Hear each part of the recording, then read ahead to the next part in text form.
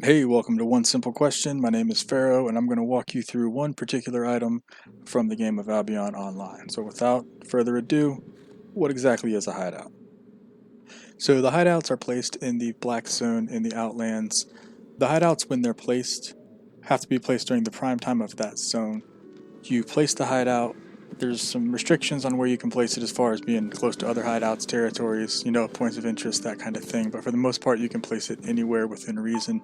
During the prime time of that zone, you place a hideout. It is vulnerable to be attacked and destroyed for the first 20 minutes of it being placed. It will then go into a state of invulnerability for 24 hours until the next prime time for that particular zone.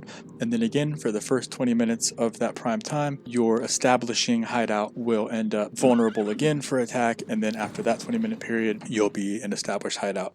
So once it's established, you have to be the owner of the territory in order to launch an attack on it, and it costs quite a bit of silver to attack a hideout. So hideouts have defense points. The higher tier hideout you have, the more defense points that you have. Hideouts also require food, so you have to feed your hideout on a regular basis.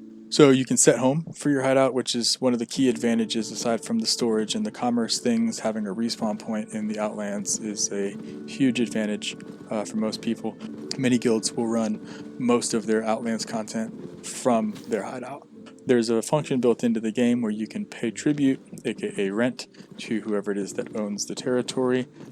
We do not pay rent through this mechanic, but I can assure you anybody with a hideout is paying somebody in some way in order to make sure that that hideout does stay intact.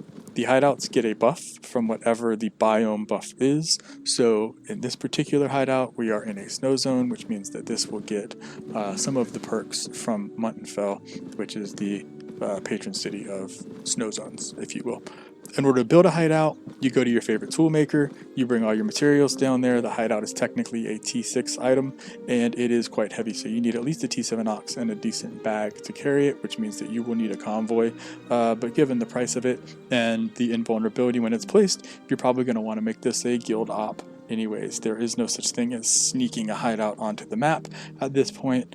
Most people will swarm your hideout if you don't have a pre-arrangement to have it protected. And have all your ducks in a row, you might not have very much luck. So that's what you need to know about hideouts. Stay tuned. Thanks for watching. We'll see you on the next one.